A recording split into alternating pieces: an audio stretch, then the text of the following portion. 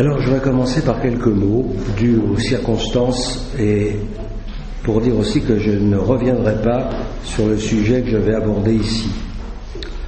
Pour rappeler qu'en toute circonstance, un chrétien se doit de respecter la vie humaine. Et c'est pour cette raison qu'il ne peut accepter la culture de mort qu'une certaine modernité veut lui imposer. Quelles que soient les raisons qu'on puisse invoquer, l'avortement, la manipulation des embryons, la déstabilisation de l'esprit des enfants et l'euthanasie enfin sont toujours marqués de la tâche ineffaçable de l'homicide. On supprime les vies gênantes ou on les utilise comme des marchandises, quitte à les anéantir. Ce qu'il faut bien appeler le meurtre du jeune Clément, hier, tout près d'ici, relève de la culture de mort. Sa vie en gênait d'autres, ils l'ont prise. La haine a eu le dernier mot sans qu'aucune barrière morale vienne l'arrêter. Comme prêtre, comme chrétien et tout simplement comme être humain, je condamne bien sûr cet acte barbare. Nous vivons encore dans un état de droit. Faisons confiance à la justice et évitons ou arrêtons d'encourager la haine en prononçant des paroles inconsidérées comme je l'ai entendu ce matin. Honte, je dis bien honte, à ceux qui veulent tirer profit de cette mort horrible. Condamnant la violence sous toutes ses formes, je me tourne d'abord vers Dieu pour lui demander de veiller sur Clément et, s'il nous quitte, d'accueillir son âme et de faire en sorte que sa famille et ses amis soient entourés. Je demande aussi à l'État de s'opposer aux violences meurtrières engendrées par certains actes, comme aussi par certaines paroles mensongères. Et je demande enfin qu'on prie pour Clément et pour la paix civile dans notre pays. Voilà. Je ne dirai rien d'autre sur cette question. J'aborderai maintenant le sujet qui nous a réunis ce soir et qui est donc sur le camp des lois de la République favorise la culture de mort. J'ai publié à cet effet, puisqu'on va commencer par cela, la question donc du mariage pour tous. Je crois qu'il doit être absolument clair que dans cette affaire, moi qui ai participé aux différentes manifestations avec mon évêque et avec d'autres évêques, il n'était absolument pas question de mépriser ou de juger des gens sur leurs orientations sexuelles, ni de juger leur choix de vie. La question qui nous préoccupait, qui nous préoccupe toujours d'ailleurs, c'est la question des enfants. C'est la question des enfants parce que pour nous, un enfant a besoin d'un père et d'une mère. C'est ce que disent tous les psychiatres, et moi qui suis aumônier de maison d'arrêt depuis 2004, je puis vous dire que les gens qui se trouvent dans cette situation ont eu des problèmes très redoutables vis-à-vis de leur famille, et que l'absence de père ou l'absence de mère, c'est extrêmement grave. Un couple de même sexe peut tout à fait effectivement apporter de l'amour à un enfant, même peut-être plus d'amour qu'un couple hétérosexuel. C'est tout à fait possible. Mais il y a une chose qu'il ne pourra jamais lui apporter, c'est l'amour du père, homme, et de la mère, femme. Ça, il ne pourra jamais. Vous comprenez ? Et on sait très bien que c'est de ces deux images que l'enfant a besoin pour se construire. Et là, j'en arrive au fond à ce qui sous-tend toute l'affaire du mariage pour tous et qui va concerner, je dirais, tous les Français qui vont avoir quand même à prendre une position et qui va dépasser de loin la frontière des religions. Je dis des religions parce que vous avez quand même pu remarquer que dans cette affaire, les juifs, les protestants, toutes confessions confondues, et les chrétiens, toutes confessions confondues, avaient marché la main dans la main. Vous avez pu aussi remarquer, lors de la consultation, si on peut appeler ça une consultation, qui a été faite par les députés de l'Assemblée nationale, combien les représentants religieux ont été plutôt maltraités, et que tout s'est concentré, alors qu'ils disaient tous la même chose, sur le cardinal 23. Comme s'il était le seul dans cette affaire à être opposé. Bon, ça tous les journalistes l'ont remarqué, c'est pas la peine donc d'insister là-dessus. Donc, ce qui vous, si vous derrière, et quand je dis que ça va dépasser beaucoup les frontières religieuses, c'est que derrière tout ça, il y a cette fameuse loi du gender, du genre, qui est en soubassement. Et grâce à quelqu'un qui est dans la salle d'ailleurs, qui me l'a envoyé par internet, mais il a bien fait de me l'envoyer parce que j'ai fait imprimer, voyez-vous, c'est un gros texte, et qui fait allusion à toute une bibliographie, et je vous garantis que c'est un travail considérable. On se demande d'ailleurs avec quel argent les gens du SNUP IPP FSU, c'est un syndicat d'enseignants, ont pu faire tout ça. Et il se réfère d'ailleurs à des livres qui remontent à 2000, 2005, même des livres plus anciens. Je vous rappelle aussi que le gender a été introduit par M. Luc Châtel sous le précédent gouvernement pour la classe de première. Maintenant, c'est la maternelle, maintenant. Et on nous dit d'ailleurs qu'il faut, même que ce soit même à la plus petite école, parce qu'il faut arracher les enfants aux déterminismes sociaux et familiaux, dixit Madame la Garde des Sceaux en pleine Assemblée nationale. Vous savez, ça c'est un vieux procédé que tous les gouvernements fascistes ont pris. Il faut arracher les enfants à leur famille le plus tôt possible. Et justement, un des arguments qui est mis en avant, et ça fait longtemps que ça court, puisque même vous aviez déjà ça avec Simone de Beauvoir, sur la question du gender. De toute façon, dans, je dirais, les arguties du diable, il y a toujours une petite partie de vérité.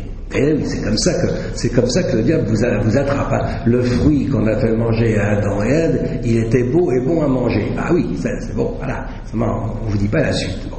Le problème du gender, quand on nous dit qu'il faut construire sa féminité ou sa masculinité, il y a une part de vrai, c'est évident. Mais là où je dirais le bas blesse, mais c'est là que ça repose sur un mensonge énorme, c'est sur la question de la naissance et de la négation de la biologie, à savoir qu'on ne naît pas homme ou femme, mais qu'on le devient. Et donc, en plus, donc, il y a cette négation, donc sur le plan scientifique, qui montre déjà quelle est l'aberration du gender. Et puis aussi, alors, un mélange, je dirais, d'objectifs extrêmement inquiétants, où on nous dit que pour lutter, c'est le titre d'ailleurs du texte, éduquer contre l'homophobie dès l'école primaire. Bon, alors évidemment, en soi, c'est pas une mauvaise piste, seulement ça me paraît pas être quand même le premier objectif de l'école primaire, entre nous soit dit. Il me semble qu'à l'école primaire, on devrait déjà apprendre à lire et à écrire, ce qui serait une bonne chose quand on voit l'état déplorable dans lequel se trouvent nos écoliers. Et que si on donnait, par exemple, je ne sais pas moi, ne serait-ce qu'une dictée de certificat d'études d'il y a 50 ans à des classes de fin d'études d'école primaire, ou même à des classes terminales de lycée, ils auraient zéro. Bon. Alors, qu'on commence de grâce à rappeler quels sont les fondamentaux de l'école, c'est-à-dire l'instruction publique. D'ailleurs, c'est comme ça que ça s'appelait au temps de Jules Ferry. On était ministre de l'instruction publique. Et il y a, vous savez, les mots, les glissements sémantiques, ils ont toujours un sens. Là, c'est l'éducation nationale. Voilà. Éducation nationale, moi déjà quand on le mot national, je préfère le mot patrie national, parce que derrière le mot national, on peut mettre des tas de choses avec. On a bien mis même national-socialisme, voyez-vous. Bon. Donc le mot national, il m'inquiète toujours, et surtout, alors quand je vois à la tête du ministère le ministre actuel, parce que ces précédents ses prédécesseurs, quelquefois on peut donner l'impression qu'il nous est remonté en arrière au temps du petit Père Combe. Je dirais pas de Jules Ferry, parce que Jules Ferry est un cas à part qui est bien beaucoup au-dessus, beaucoup plus intelligent qu'eux, qui lui respectait en tout cas les familles. Et quand on avait demandé à Jules Ferry, monsieur le ministre, quand vous parlez de la morale à l'école, qu'est-ce que sera cette morale, il avait répondu tout simplement, ce sera la morale de nos pères. Bon, on parlera pas de Dieu, mais ce sera la morale de nos pères. Et puis il y a cette célèbre lettre de Jules Ferry aux instituteurs, je l'ai rappelé dans mon livre La Révolution chrétienne, et déjà je l'ai rappelé aussi dans mon précédent livre, dans laquelle Jules Ferry dit aux instituteurs que quand ils ont commencé à enseigner quelque chose sur le plan de la morale, qu'ils se posent une seule question. Est-ce que parmi mes élèves, il y a un seul père de famille, qui serait contre ce que je vais dire? Et s'il y en a un, dit Jules Ferry, ne le dites pas. Donc, il y avait le respect, voyez-vous, de la famille. Cette lettre aux instituteurs date de 1883, et c'est l'école de la République dans laquelle j'ai été élevé. J'ai fait toutes mes classes à l'école laïque, où jamais je n'ai entendu un mot de travers contre l'Église. On savait en plus que je me destinais à la vocation religieuse. J'ai jamais été charrié, chahuté ou quoi que ce soit, ou ridiculisé par mes professeurs. Mais voilà, on ne voulait pas se substituer à la famille. Donc alors voilà, on a fait maintenant, en fait, de l'école, au fond, une vaste entreprise de changement idéologique, parce que notre ministre, effectivement, ne nous fait pas remonter 100 ans en arrière, mais 200 ans. Autrement dit, à la Révolution française, à 1792, et si vous lisez ses écrits, si vous lisez ses interviews, il vous parlera, il vous dira que la Première République, ce qui est d'ailleurs une erreur de sa part, il est agrégé de philo, c'est vrai qu'il n'est pas agrégé d'histoire, mais enfin, il pourrait tout de même, au niveau où il est, un peu se renseigner. Il dit que l'erreur de la Première République, c'est de ne pas se préoccuper de religion. Elle a fait que ça. En gros, oui, pour notamment détruire la religion catholique et la séparer de l'Église catholique, de l'Église de Rome, avec la constitution civile du clergé. Mais en tout cas, elle a fait, et c'est ce que souhaiterait M. Payon, une religion républicaine. Il y en a même eu plusieurs. Celle qui était trop religieuse, c'était celle de Robespierre. Là, il devrait aussi relire, parce qu'il se prend un peu pour Robespierre, mais Robespierre était plus religieux que lui finalement, parce que l'être suprême était vraiment un dieu, et il croyait en l'immortalité de l'âme et en la vie après la mort, ce que ne croit pas M. Payon. Bon. Et puis, cela étant, il y avait aussi dans la fête de l'être suprême une place très importante donnée à la famille. Donc là aussi il y a un petit décalage. Mais enfin l'idée là, c'est que la République doit enfanter une morale qui lui est particulière et une religion qui lui est particulière, et qui donc forcément exclut ceux qui ne sont pas d'accord. Alors au temps de Robespierre, on les appelait les fanatiques, pour désigner les chrétiens ou les juifs, et puis ceux qui avaient pris les armes contre la République, c'était les Vendéens, c'était les brigands. C'était donc même plus des hommes, donc on pouvait les tuer, hommes, femmes, vieillards, enfants. C'était comme auraient dit les successeurs de M. Payon, parce que finalement, vous savez, le national-socialisme, comme le communisme, ce sont des utopies qui proclament le culte de l'homme. Et qu'est-ce qu'il y a derrière ce remplacement du dieu des fanatiques de Robespierre? C'est le culte de l'homme, même s'il y a l'être suprême. Il y aura d'autres religions, comme le culte de la déesse raison, comme les théophilanthropes, enfin il y en a plusieurs. Moi j'ai étudié les religions républicaines, alors je sais de quoi je parle, où c'est le culte de l'homme finalement. Et qui mène aux pires atrocités. Je dirais qu'à la Révolution française, on était au stade artisanal, et avec les bolcheviks et avec Hitler, on sera au stade industriel. Mais c'est le même processus de pensée qui fait que le culte de l'homme, c'est l'homme qui tyrannise. Alors évidemment, pas n'importe. C'est une certaine classe d'hommes. Voilà, c'était pour Robespierre, c'était ceux qui étaient dignes du contrat social, une bourgeoisie, bien sûr, très évoluée, très éclairée par les lumières, comme on les appelait, les philosophiques du XVIIIe siècle. Et puis, pour Lénine, ça sera la classe ouvrière, la dictature du prolétariat. Et puis pour Hitler, ce sera la dictature d'une race supérieure sur une race inférieure. Voilà, c'est sur les races inférieures en général. Mais c'est le culte de l'homme. Alors, c'est ça qui sous-tend l'idéologie de Vincent Peillon, c'est ce culte de l'homme qui, au fond, peut tout faire et tout renverser. Alors, évidemment, pour ça, il faut changer de civilisation, comme l'avaient bien compris les révolutionnaires français. C'est d'ailleurs la raison pour laquelle ils avaient eu, au moins c'est la seule, je dirais, le seul acte authentique qu'ils aient pu faire, c'est d'avoir changé les années. On n'était plus en 1792, mais on était en l'an 1 de la République. Ça veut dire qu'avant, il n'y avait rien eu. La France commence à exister en 1792. Alors, peut-être qu'ils n'oseront quand même pas appeler, on n'est peut-être pas à l'an 2, mais on n'en est pas loin. On a l'impression qu'avant, il n'y a rien eu.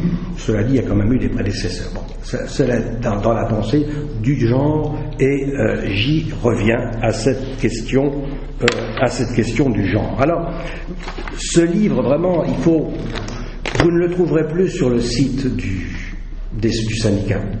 Malheureusement, ils l'ont retiré. Et c'est parce que vous me l'avez envoyé, cher ami, que j'ai pu le faire imprimer. Et heureusement aussi un journaliste de RCF l'avait enregistré.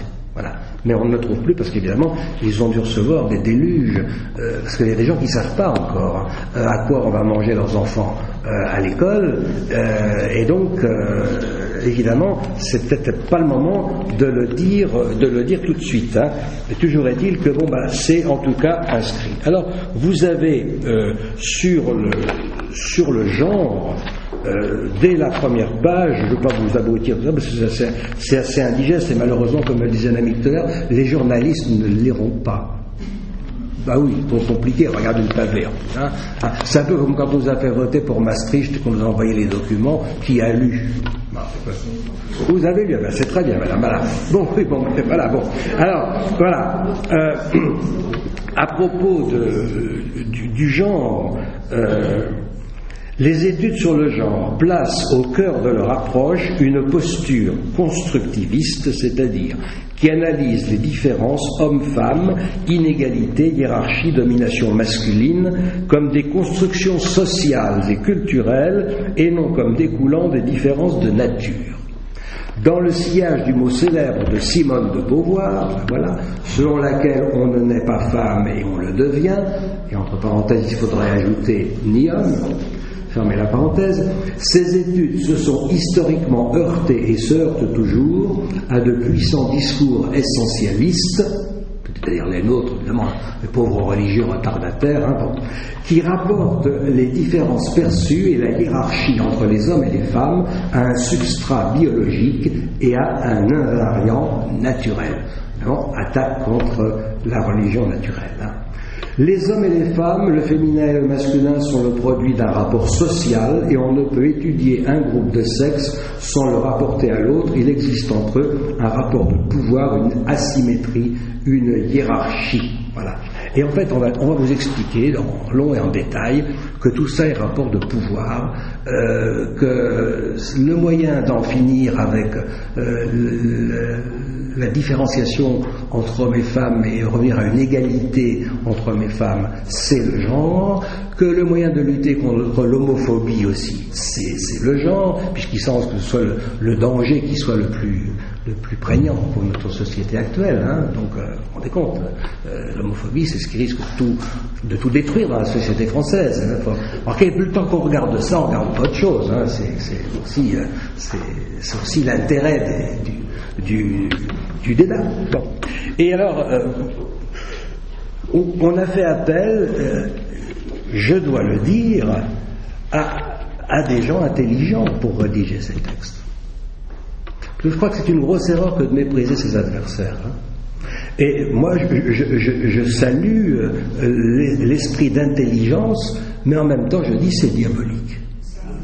Voilà, c'est diabolique parce que on a l'art de mêler, et c'est très exactement, si on ouvre la Bible, n'est-ce pas, c'est toujours pareil, c'est les vieilles recettes du diable. Est-ce que Dieu a vraiment dit si tu es le Fils de Dieu, etc. On insinue un certain nombre de doutes, on y met quelques vérités pour appâter, et ainsi après on fait passer le gros mensonge. Voilà, et c'est parti.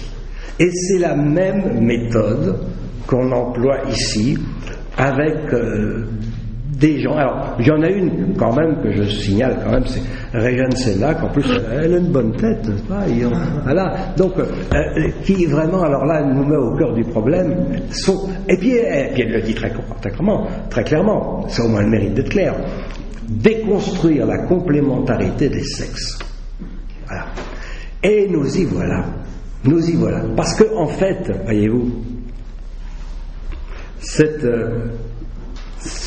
doctrine du gender, je m'attarde plus sur elle, je passerai vite sur d'autres, vous verrez que c'est les conséquences. Cette doctrine du gender, sous prétexte de chasser l'homophobie, de mettre à égalité l'homme et la femme, moi je suis pas partisan de l'homophobie, je suis pour l'égalité de l'homme et de la femme, c'est en fait une promotion de l'unisexe.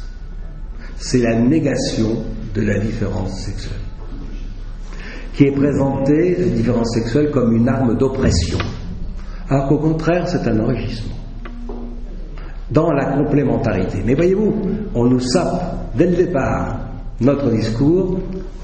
Si vous parlez de complémentarité, c'est que vous êtes un macho camouflé. Voilà. C'est le meilleur moyen d'asservir les femmes. Oui, mesdames, méfiez-vous, donc ce qui me parle de la complémentarité, on peut en dire autant aussi pour les hommes, parce qu'il peut y avoir aussi des tentatives d'Amazon, qu'à regarder la composition du gouvernement actuel, pour avoir une petite idée de ce que ça peut être. Bon, alors, voilà. Il y a là, en plus, une analyse dans ce court texte de Régine Sénac, de Jean-Jacques Rousseau. C'est amusant parce que ces gens-là, en général, le prennent comme maître à penser, mais en même temps, ils sont embêtés par certaines choses, parce que, comme je vous l'ai dit, Robespierre n'aurait pas nié la famille, le rôle de la famille. Bon, pas plus que Jean-Jacques Rousseau, même s'il a abandonné ses enfants. Bon, ça fait partie des contradictions de ces gens-là. Enfin, c'est comme le mariage pour tous, le gars n'est pas marié. Bon, vous comprenez, ça fait partie de tout un ensemble de contradictions, parce qu'ils vivent dans la contradiction, se repaisent dans la contradiction, et en plus aiment la transgression. Parce qu'il leur faut de la transgression pour vivre. Et en particulier vis-à-vis de ceux qui considèrent, ils ont raison d'ailleurs, comme leurs ennemis jurés, c'est-à-dire la religion. Parce que nous sommes leurs ennemis jurés. Ça, c'est clair. Ils ne se sont pas trompés en essayant de nous couper la tête, ils l'ont fait d'ailleurs, ou en nous exilant, au temps de la première révolution, puis après ça a continué. Je veux dire que, non, ils ne se trompent pas d'ennemis. Mais j'aimerais que du côté chrétien, on ait aussi la même vigilance. Et qu'on ne se trompe pas non plus d'ennemis. Et qu'on ne s'imagine pas qu'on peut pactiser avec des gens comme ça. La philosophie des Lumières est l'ennemi du christianisme, elle l'a toujours été, et ses successeurs sont autant ennemis du christianisme que ceux qui ont inventé la philosophie des Lumières. Donc je ne vois pas comment un dialogue est possible avec des gens de ce genre. D'ailleurs, toutes les fois qu'on a essayé de le faire, on l'a fait dans ma région à Blois, avec le député socialiste du coin, c'était un dialogue de sourds. Et c'était le titre d'ailleurs qu'ont donné les journalistes à cette séance. D'ailleurs, je rends hommage à ce député il était invité par les gens de la Manif pour tous, il est quand même venu tout seul, donc je lui rends hommage au point de vue courage de venir affronter des gens qui savaient hostiles, mais c'est un dialogue de sourds, nous ne sommes pas de la même planète. C'est ce qu'a constaté d'ailleurs le cardinal 23 quand il a rencontré Madame Taubira, qui lui a dit, et il l'a redit dans une conférence à Rome, c'est pour ça que je ne trahis pas de secret: ne croyez pas, monsieur le cardinal, que nous voulons changer quelques lignes ou quelques virgules du code civil, nous voulons changer de civilisation. Mais c'est clair, non mais c'est clair, au moins ça a le mérite d'être clair. Donc, et ça devrait donc arrêter un certain nombre de choses. Alors, le problème, voyez-vous, et je reviens tout de suite à cette question pratique sur les enfants, le problème c'est que on va apprendre aux enfants très tôt qui ne sont pas des garçons et qui ne sont pas des filles, qui sont une espèce de genre neutre et qui vont avoir à découvrir au travers de toutes sortes de jeux éducatifs qui sont tous mentionnés là-dedans. Ça va même, voyez-vous, jusqu'aux couleurs. Hein, c'est pour ça que j'ai voulu leur faire reproduire en couleurs. Et il ne faut plus des choses bleues pour les garçons ou roses pour les filles. Non, il faut tout brouiller pour ne pas justement les contraindre et qu'ils découvrent vraiment ce qu'ils sont, quitte à faire des expériences en tout genre, pour vraiment découvrir ce qu'ils sont. Alors nous avons évidemment, on va vous dire, vous faites des tas d'histoires en France, alors qu'ailleurs, ça se passe bien. Plaisanterie. Moi, je reviens de Belgique, j'ai des témoignages anglais, je peux vous dire, et alors je vous conseille de demander à Radio Notre-Dame qui vous envoie l'enregistrement du Père Daniel Ange, qui est absolument remarquable, vous comprenez, et je pense que vraiment tous les évêques devraient l'écouter. Moi, je bénis le ciel d'avoir un évêque qui est un des premiers à avoir dit « j'entre en résistance », et non Monseigneur de Germigny, et non seulement il l'a dit, mais il l'a fait, puisqu'il y avait toutes les manifestations. Nous avons ici l'ordinaire du lieu, donc le cardinal archevêque, son éminence, cardinal 23, qui a aussi porté haut en subissant vraiment des vexations et des injures absolument indignes d'un gouvernement normal, entre guillemets. Mais oui, c'est cardinal archevêque de Paris, tout de même, on a droit, me semble-t-il, à quelques égards. Or, il ne les a pas eus, mais il tient ferme le cap. Alors, vous comprenez. La question, elle est très simple. C'est que si vous regardez ce qui se passe en Angleterre, et si je me fie à ce qui m'a été dit, et que je recoupe avec le Père Daniel Ange, donc on peut, après quelques années donc de gender, donc finalement on peut, à partir d'un enfant, on peut demander à partir de l'âge de 7 ans à changer de sexe. Et donc, les médecins n'ont même pas le droit à l'objection de conscience. Bien sûr, ils n'ont pas le droit. Le chirurgien n'a pas le droit à l'objection de conscience. Et on a constaté qu'à partir de 15 ans, 50% donc des enfants qui avaient subi ce genre d'affaires faisaient des tentatives de suicide. Bon. Il existe déjà, toujours en Angleterre, un commerce du sperme. Selon qu'on a affaire à un intellectuel très brillant ou à quelqu'un de moins brillant, le sperme coûte plus cher. Donc vous avez déjà une commercialisation. Et puis vous aurez aussi, c'est pour ça que j'ai dit dans ma brochure que Madame Taubira se faisait l'apôtre du commerce triangulaire, c'est-à-dire qu'elle c'est de la location des ventres, où on va au fond vendre de l'humain comme jadis on vendait des esclaves. Voilà. Et c'est très exactement la même chose. Alors là aussi, j'aimerais que les écologistes qui se préoccupent tant du maïs transgénique ou de choses de ce genre, qui fassent un peu de l'écologie humaine et qu'on réfléchisse un petit peu aux conséquences sur la race humaine de ce que va être par exemple la gestation pour autrui. Parce que quand on vient nous dire, parce que là aussi c'est le cardinal 23 a tout à fait raison d'employer le mot de supercherie à propos du mariage pour tous. Parce qu'on nous a dit, attendez, c'est uniquement le mariage pour tous, mais il n'est pas question de PMA et de GPA. Foutaise juridique, je le dis, et même c'est un mensonge indigne de gens qui gouvernent ou qui prétendent gouverner. Parce qu'à partir du moment où on est marié, on a droit à la procréation médicalement assistée. On a droit à la GPA. Et si on n'y a pas dans son pays, on ira attaquer son pays devant la Cour européenne. Or, on sait très bien que le gender et tout ce qui va avec est poussé par un certain nombre de dirigeants de cette Europe, finalement, qu'on nous a imposé, qui était une bonne idée au départ, mais on s'aperçoit que finalement cela véhicule des choses parfaitement horribles et qui sont, comme je l'ai écrit dans mon livre La Révolution chrétienne, de véritables crimes contre l'humanité. L'humanité de l'homme, ai-je rajouté. Crime contre l'humanité de l'homme. Voilà. Voilà, et donc, parce que c'est ainsi qu'il faut parler de culture de mort. Et c'est Jean-Paul II, le bienheureux Jean-Paul II, qui avait parlé de culture de mort. L'avortement, ça va dans le sens de la culture de mort, n'est-ce pas?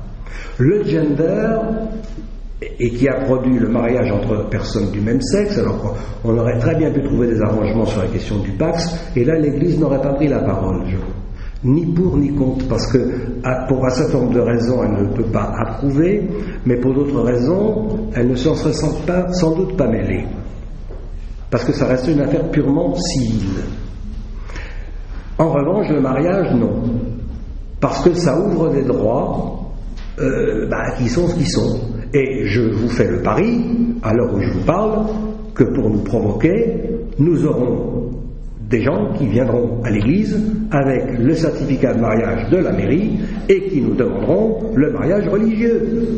Et comme la loi de séparation de l'église et de l'État est faite de telle façon, contrairement à ce que croient certains de mes collègues qui sont des naïfs ou qui ne l'ont pas lu, pour 95% des cas, cette loi, sans en changer un mot ni une virgule, il suffit de l'interpréter d'une façon désagréable pour l'Église, et je vous garantis que l'Église, elle va trinquer. Alors, il y a déjà deux problèmes qui se posent. Là, dans l'immédiat, c'est l'objection de conscience, je l'ai dit, elle est refusée, voyez-vous, aux médecins en Angleterre, alors que pour l'instant, pour ce qui est de l'avortement, on accorde l'objection de conscience. Pour les mères ne peuvent pas désobéir à la loi. Et ça, M. Hollande le savait très bien. Quand au Congrès des maires, il a dit qu'il tolérerait qu'il y ait des raisons de conscience qui est que... Bon, il savait très bien que dans le cadre de la loi française telle qu'elle est, c'est impossible. Ou alors qu'il faudrait voter une loi d'objection de conscience pour cela, comme le général de Gaulle l'avait fait à propos du service militaire. Il y avait une loi qui permettait l'objection de conscience et en toute légalité de refuser de porter les armes, et à ce moment-là on faisait 2 ans de service national, on faisait le double. Bon. Donc il faudrait une loi de ce genre. Or pour l'instant il n'en est pas question. Et je dis que un maire catholique ne peut ni célébrer ce sorte d'union ni déléguer. Qu'est-ce que ça veut dire de déléguer un sale coup qu'on ne veut pas faire? Comprenez, c'est tout de même, sur le plan moral, ça pose tout de même des questions.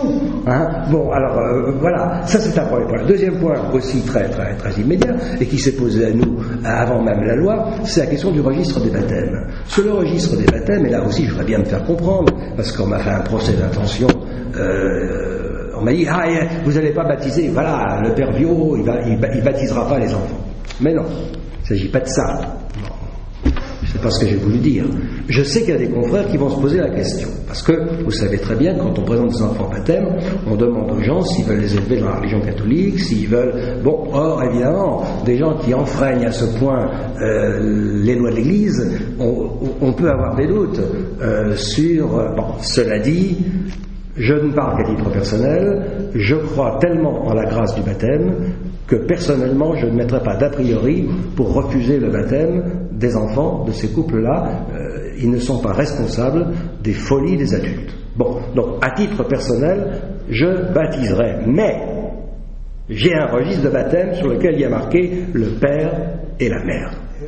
Et que je n'entends pas modifier le registre des baptêmes, et que je n'entends pas laisser signer n'importe qui sous n'importe quoi. Et donc, forcément, il y aura trouble sur la voie publique. Parce qu'à la fin de la cérémonie, vous penserez bien que ceux qui seront reconnus comme parents A ou parents B ou parents 1 ou parents 2 voudront signer là où ils ne doivent pas signer. Pour l'instant, le vicaire général, avant même que la loi passe, avait donné comme ordre que seule la mère biologique signait. Voilà, c'est tout. Et l'autre, même pas comme témoin. Même pas. Bon, j'espère, mais là aussi vous avez quand même un problème, je dirais, d'objection de conscience auquel il faudra bien répondre. Et puis il faut voir aussi, alors pour toujours voir les conséquences, puisque au fond c'est au nom de l'amour qu'on se porte entre deux personnes, il faut voir aussi les conséquences de cette affaire. C'est que vous avez en Allemagne par exemple une demande de légalisation de l'inceste.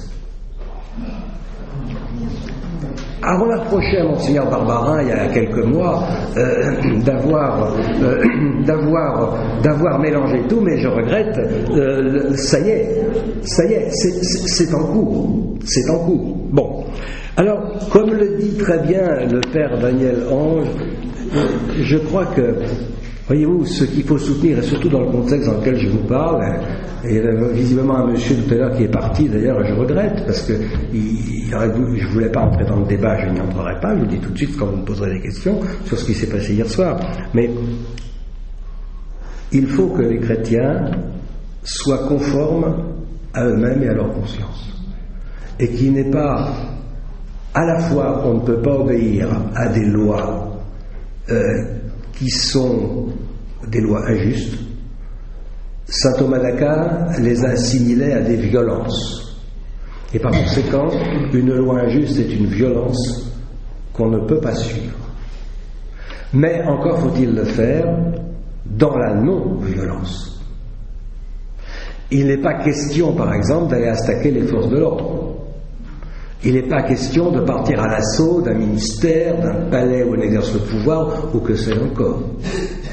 Ce n'est pas ainsi qu'un chrétien résiste au mal et à l'oppression. Il y a la prière,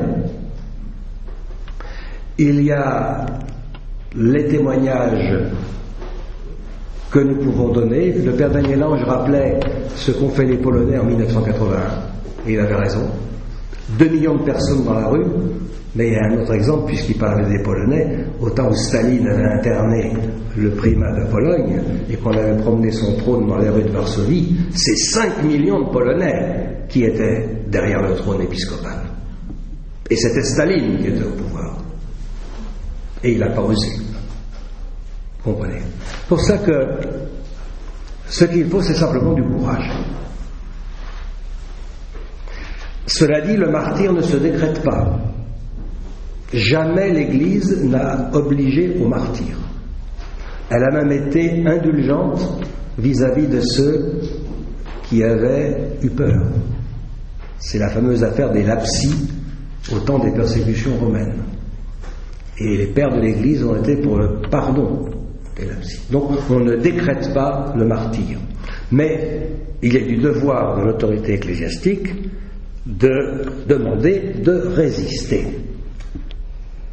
Le pape François, alors qu'il était archevêque de Buenos Aires,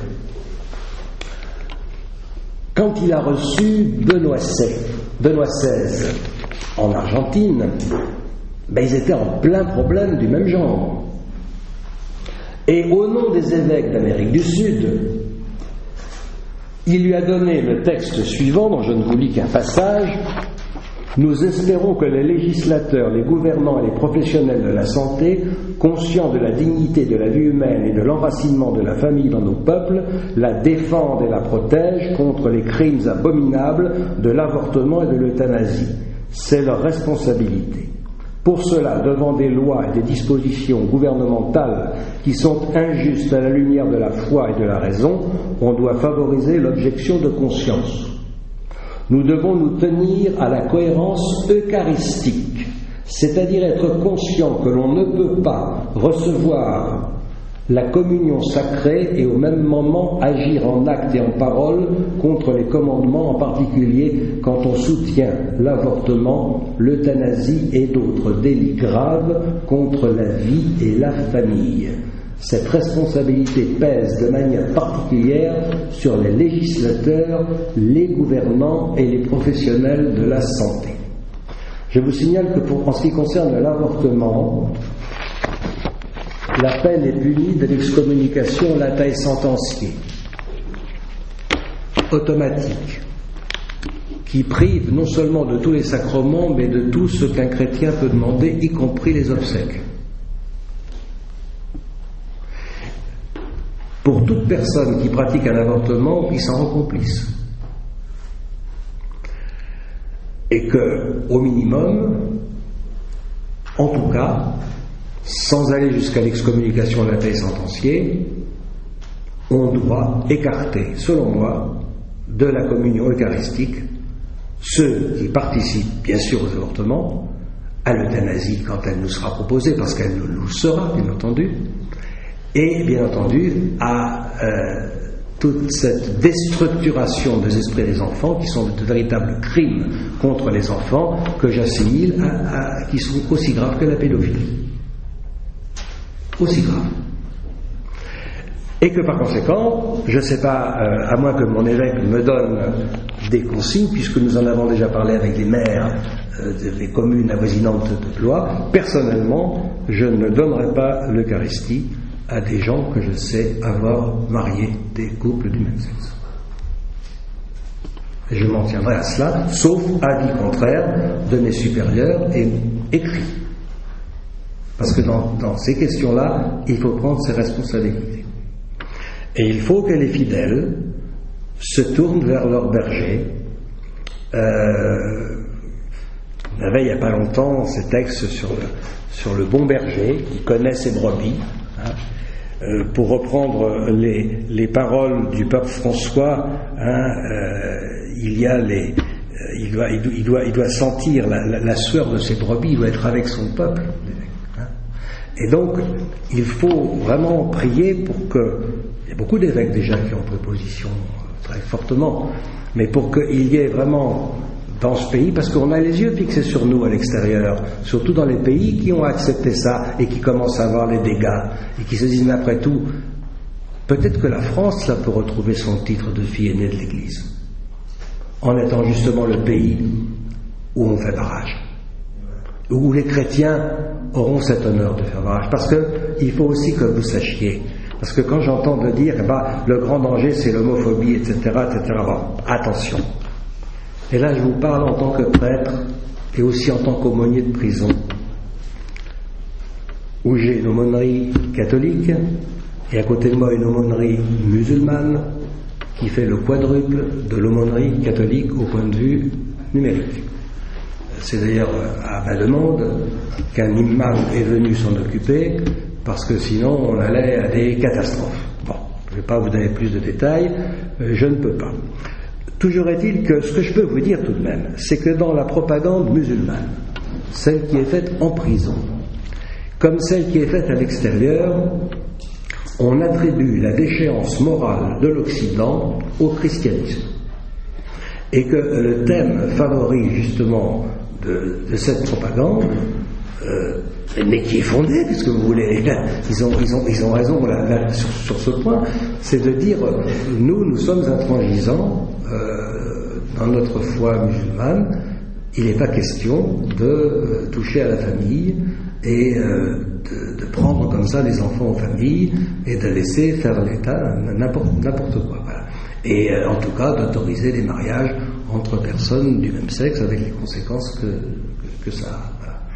Et donc, il ne faut pas s'étonner, et je le vois bien d'ailleurs parmi les femmes voilées que je croise dans la rue à Blois, je regarde rapidement parce qu'on ne peut pas trop les regarder, ça peut être dangereux, mais elles ne sont pas très basanées, vous savez. Voilà. Et quand on est chez les commerçants, quand j'entends parler, on voit très bien que ce sont des Françaises de chouche, la plupart, qui sont converties à l'islam, comme il y a de nombreux convertis à l'islam dans le monde africain en particulier. Je l'ai encore découvert il y a 8 jours, puisque j'annonçais le décès de son papa à un détenu et qu'il allait sortir, ce détenu, pour assister à l'enterrement de son père à l'église catholique de Blois. Donc je pensais tomber sur un catholique, pas du tout. Il était converti à l'islam. Il avait dû m'expliquer. Bon, je trouve que je connais un peu le truc. C'est bon, voilà. Après, il voulait me revoir absolument. J'ai dit, mais vous savez, il faut que vous en fassiez la demande. Mais enfin, je vais vous en dispenser, parce que si vous la faites, tout le monde le saura. Moi, je peux revenir vous voir, mais ça sera discret. Et il se trouve que quand la semaine suivante, je l'ai demandé, eh bien, il n'était pas libre. Voilà. Bon. C'est tout. Alors, là aussi, il y a un problème, je dirais, de civilisation pour l'avenir. Et puis, bon, je vous ai que la loi sur l'euthanasie, malheureusement, on la présentera comme avec aussi le commerce sur les embryons. Commerce sur les embryons, c'est-à-dire le droit de pousser les recherches médicales au point de tuer un certain nombre d'embryons. Évidemment, on en dispose de quantités effrayantes, puisque la procréation médicalement assistée implique qu'il y ait des embryons surnuméraires, comme on les appelle. Bon. Alors qu'on vient donner le prix Nobel de médecine à quelqu'un qui nous a montré tout ce qu'on pouvait faire à partir du cordon ombilical, sans avoir besoin des embryons. Seulement voilà, il y a déjà des recherches qui sont parties avec de gros capitaux en jeu avec les laboratoires pharmaceutiques. Et comme on sait que bien souvent ceux qui contrôlent les laboratoires sont aussi au pouvoir, mais qu'ils touchent aussi salaire de la part des mêmes laboratoires, je ne vais pas faire appel à des événements récents qui sont douloureux, qui ont servi d'ailleurs aussi à faire des règlements de compte entre politiciens qui sont vraiment des règlements de compte plus qu'ignobles. Mais enfin, c'est pas mon rôle de dénoncer ces choses. Moi, je suis prêtre, je suis pas enquêteur de police. Bon, mais ceci pour dire que vraiment, il est temps de se mobiliser. Nous pouvons encore le faire. C'est une question de courage, une question de volonté. Mais si nous ne le faisons pas, alors nous pourrons dire adieu à un type de civilisation qui jusqu'à présent tout de même, avec des hauts et des bas, nous a apporté un certain nombre de valeurs, mais qui sont en train de s'écrouler devant, je dirais, la folie de certains, combinée, parce qu'il faut bien appeler la lâcheté des autres, même parmi nos rangs catholiques, où certains préfèrent leur choix politique à leur choix religieux. Voilà, j'ai dit. Encore, comment faire à part prévenir ?